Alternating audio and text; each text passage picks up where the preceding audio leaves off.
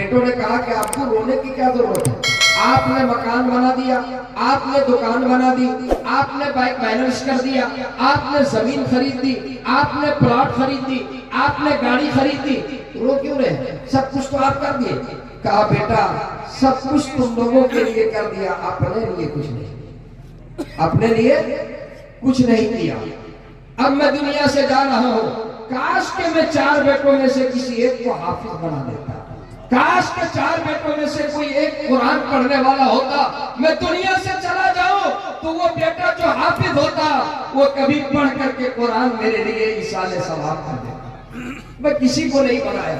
ए मेरे बेटे, एक नसीहत है, मैं दुनिया से चला जाऊं, मैंने तो तुम लोगों को हाफिज नहीं बनाया, तुम लोग तो कुरान नहीं पढ़ना जानते, लेकिन किसी कुरान पढ़ने वाले को बुला करके मेरे लिए कुरान पढ़कर के इसाले सवाब करा देगा। कहा कि ठीक कहते हैं। अब्बा का इंतकाल हो गया, इत्तेफाक से पूरे गांव में कोई हाफिज ही नहीं था। हाफिज कहां से बनेगा, मदरसा ही नहीं था। जब मैंने क्या कहा, मदरसे की कदर कीजिए, मदरसा जहां नहीं होगा तो वहां जहालत होगी। कोई एक हाफिज कुरान नहीं था। छोटा बेटा जो बाप से ज्यादा ताल्लुक रखता था वो अमल खोरी या मधुपुर से निकला और हाफिज तलाश करते हुए धनबाद चला गया।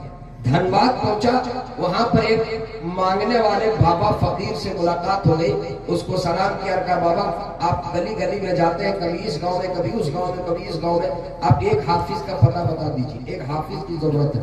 उसने कहा क्या बात है? कहा बात कुछ नहीं है, मेरे बाप का इंतकाल हो गया तो मैं चाहता हूँ कि कोई हाफिज मिल जाए जो मेरे बाप के लिए इसाले सवाब कर दे, कुरान पढ़ दे।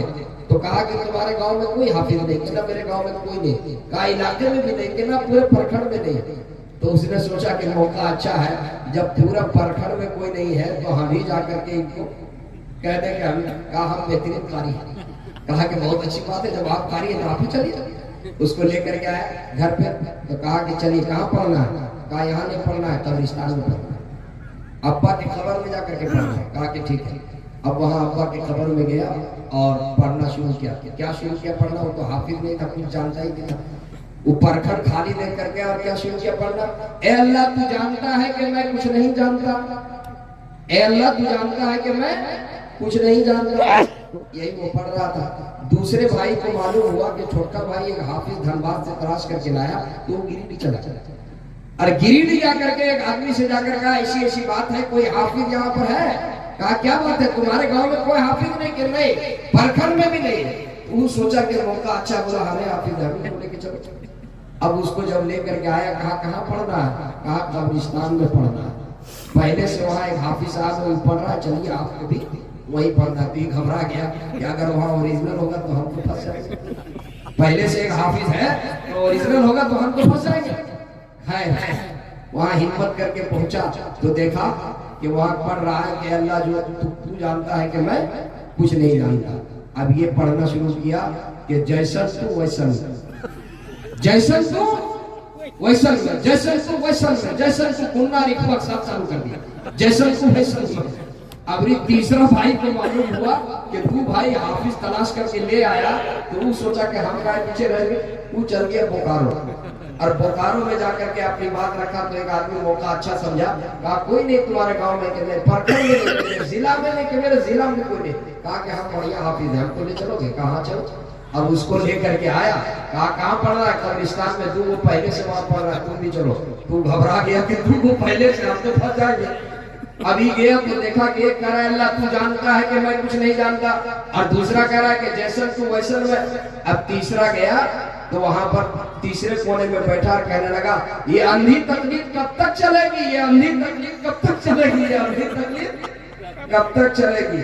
अब जो चौथा भाई था, जब 3 भाई हाफिज ले आया तो उसको बड़ी शर्मिंदगी हुई कि इन लोगों को खोज के कहीं से ले आया तो हम खाली क्यों है। अब ये गया और ये भी जाकर हजारीबाग से लेकर, हजारीबाग से चाहे दरगाह से लेकर के ओरिजिनल लेकर के आ गया। कहा कि कहाँ पढ़ना है? कि कब्र में। पहले से वहाँ 3 हाफिज मौजूद है। भी बहुत घबराया कि 3 मौजूद है, मेरा क्या होगा। खैर हिम्मत करके गया कि अगर वो लोग ओरिजिनल होगा तो जो मुझको मिलेगा मैं आधा उन लोगों को दे दूंगा। जब वहां गया तो देखा एक कह रहा है कि अल्लाह तू जानता है कि मैं कुछ नहीं जानता, दूसरा कह रहा है कि जैसन तू वैसन में, और तीसरा कह रहा है कि ये अंधी तकलीफ कब तक चलेगी ये अंधी तकलीफ, कब तक चलेगी? वो चौथे कोने में बैठकर कहा जब तक चलेगी चलने दो, जब तक चलेगी चलने दो, जब तक चलेगी चलने दो, जब तक चलेगी चलने दो। तो जहालत कब होती है? जब मदरसे ना हो, जब मकातिब ना हो, जब उलमा ना हो, जब अहलुल्लाह ना हो। मैं बड़ी जिम्मेदारी से कहता हूँ, आज शायद के कोई गांव ऐसा है, कोई करिया ऐसा है, कोई मोहल्ला ऐसा है, कोई शहर ऐसा है जहाँ हाफिज़ कुरान मौजूद नहीं है। ये मदरसों की बरकत है। जब तक के ऐसे मदारिस होंगे, मैं बड़ी जिम्मेदारी से कहता हूँ, इंशाअल्लाह हर मोहल्ले में हाफिज़ कुरान होगा और इसकी कभी नौबत नहीं आएगी, जहालत नहीं रहेगी। इसलिए मेरे भाइयों, हाथ उठा करके ये वादा कीजिए, इंशाअल्लाह अगर 4 बेटे दिए हैं, कोई कहता है कि मैं अपने बेटे को इंजीनियर बनाऊंगा, बनाइए, डॉक्टर बनाऊंगा, बनाइए, प्रोफेसर बनाऊंगा, बनाइए, लेकिन एक बेटे को फकीर की बात याद रख करके पल्ले में लिख करके ले जाइए। अल्लाह ने 4 बेटा दिया, एक को डॉक्टर बनाया, एक को प्रोफेसर बनाया, एक को इंजीनियर बनाया, एक को हाफिज़ कुरान बना दीजिए। जब आपके जनाजा पढ़ने की बारी आएगी, आपका इंतकाल हो जाएगा, प्रोफेसर बेटा दिल्ली से आएगा, वकील साहब इलाहाबाद हाई कोर्ट से आएगा और इंजीनियर साहब जो है वो बेंगलोर से आएगा। लेकिन जब जनाजा खड़ा होगा, एक साहब का इंतकाल हुआ, जनाजे की नमाज का जब वक्त हुआ, कहा प्रोफेसर साहब चलिए रे, अब्बा का जनाजा कौन पढ़ा? हम नहीं पढ़ा पाएंगे। वकील साहब आप पढ़ा दीजिएगा, हमसे नहीं होगा। इंजीनियर साहब आप पढ़ा दीजिएगा, हमसे नहीं होगा। कि कौन पढ़ाएगा? कि मेरा एक भाई है जो पांव से माजूर है। बाप ने सोचा ये कोई काम के लायक नहीं है, जहन का भी कमजोर है, पांव से भी माजूर है।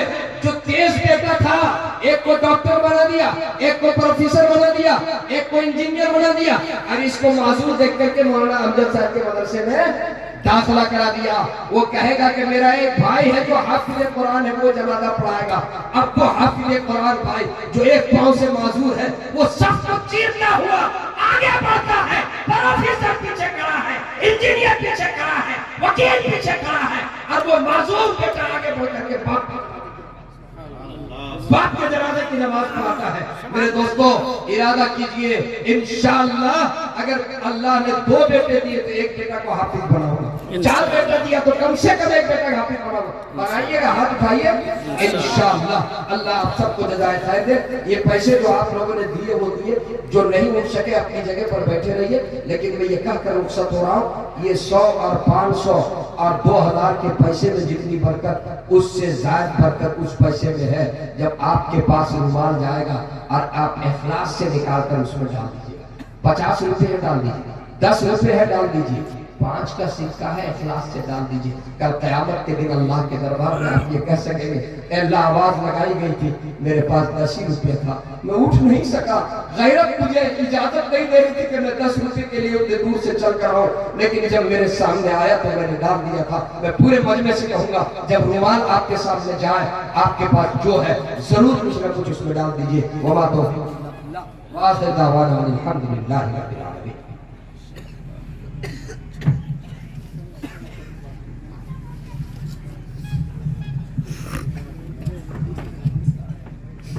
माशाअल्लाह, सदा ईमान की हिफाजत करते रहते हैं, सदा ईमान की हिफाजत करते रहते हैं। सिपाही जंगलों में भी इबादत करते रहते हैं।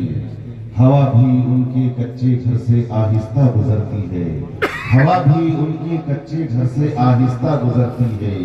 दिए की रोशनी में जो कुरान की तिलावत करते रहते हैं।